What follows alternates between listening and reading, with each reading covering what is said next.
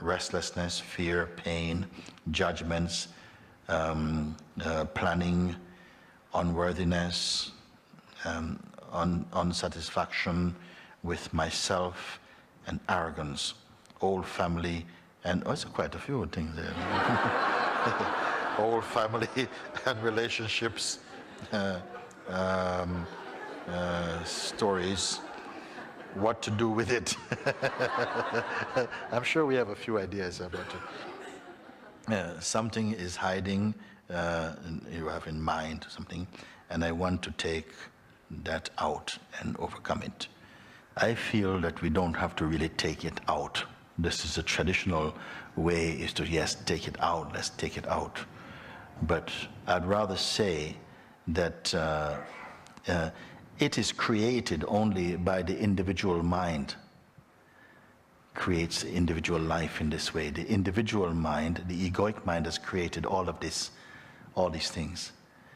And if you want to get rid of all of this, then you have to try and get rid of it being an individual. Because if you're not the individual, then this will not trouble you. You follow? This is very important what I'm speaking, because supposing you have to go through these one by one, shooting them, judgments, this one, and pain, this one, and restlessness. Well, you can't find restlessness. Okay? There'll be no end to the work.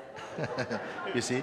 But all of it, and you actually said, in fact, you put it in the brackets, and I like that. You put it in the bracket and you put mind, all together, mind.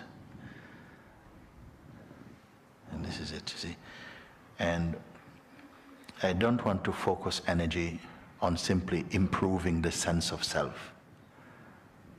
You see, because it's not true and it's not real. And you'll get to a stage when you feel, now I'm happy with what there is. But for how long? Something else is going to come and spoil your party.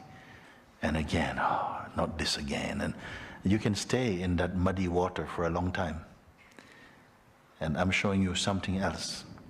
How all the beings escaped the pain of this is to recognize the truth, which is beyond this, and none of this is in it. This depends on the really, as soon as we are somehow in the heart of existence, everything comes to I. I is the most important, the sense I. And the I can mean different things at different stages. Sometimes I is just this body. And people say, you're talking to me, you know who I am. You see, like this arrogance, you see. I am this body. I'm a man, I'm a woman. You know, I am Colombian, I'm English. Like it's important. You see, you know who I am, so what? So then like this, then this is based upon the strong I am the body. And this I am the body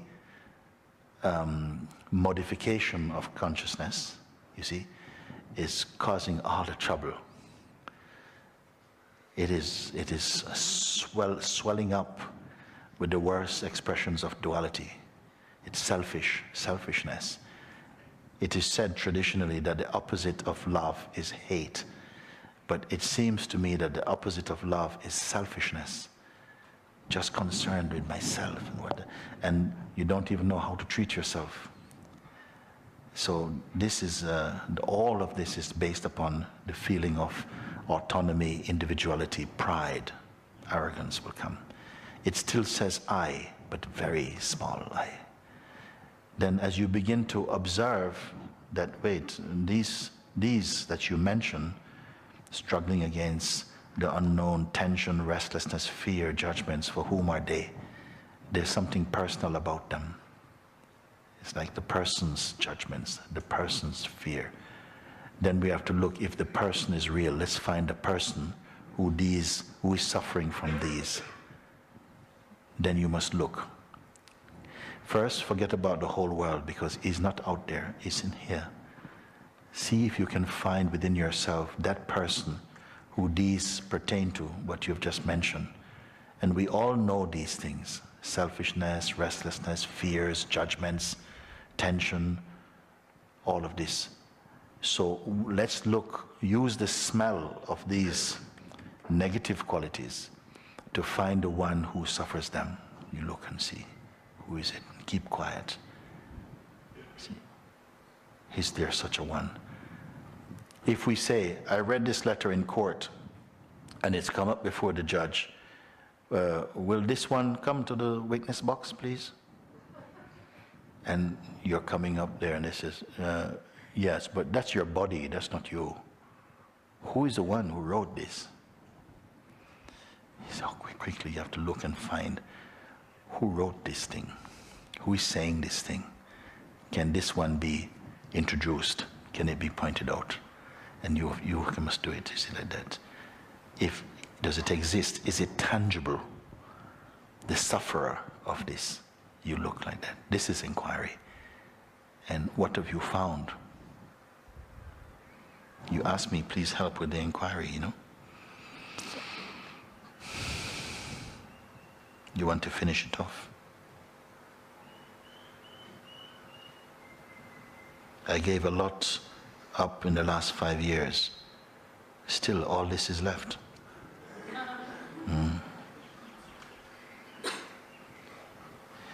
I came to finish it off, and I believe you.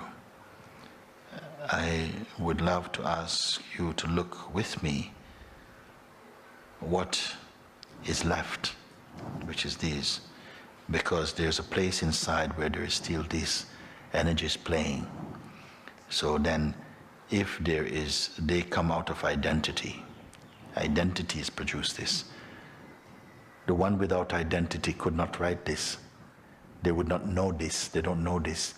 They may know this as sensations, but as soon as it's gone, it's forgotten. This is how consciousness is. Like the waves on the surface of the ocean, does the ocean remember each wave? No, it's gone. You see?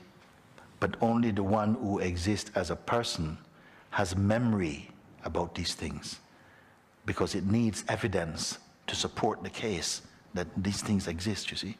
They give you dates, witnesses. So there's something stuck in that. So I'm saying something feels very intimate and personal that arises also as I. I am having all this trouble, I. So I said, introduce this I, or at least look and see if it can be identified, this I. Because it feels to be true. It says I also. We have a subtle psychic self-image of who this is. Now clearly identify, if you can, this hologram of a self. Look, see if you can find the one. Just keep looking, only find, to see, is it real? Is it real, the one who suffers? See if you can find it. Then looking takes place internally, and I can tell you, because until now nobody has found it. And they say, this one, it doesn't really exist. It's just the thought and some feelings are still there, and they're being given an identity as though they are an entity. But it's just the feelings and memory together is creating the sense of a somebody that they happen to. I wonder if you follow. It's very important, because this is what you speak when you say clarity is present, that you're seeing, but it doesn't really exist. It's only an assumption that has been clothed into a sense of self. And it says, okay, let's find it, and no one has been able to find it. Then I said, who is making this discovery that there's nobody there? This victim cannot be found. Victim, come on, we have some, what you may call, they give you payment as a victim for suffering. An award, big financial award for the victim, please come. He's not showed up for thousands of years. But when you don't look for him, he's there. Yeah, it's fun. Okay, where are you? Cannot be found. Why? then who is making this discovery that then says, it cannot be found? What makes this sense, but it cannot be found?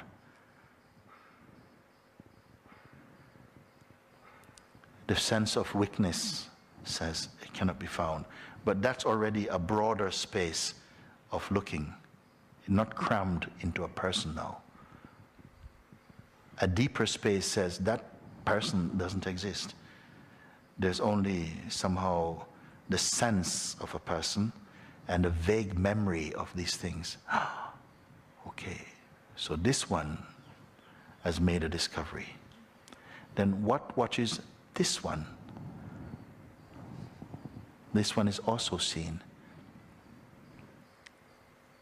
And then somehow a greater space is there. And this one who reported the witness's statement also becomes phenomenal. And what remains is just what is. The complaint is gone, the victim is gone, the police is gone, the sentence is gone, the crime is gone. What remains?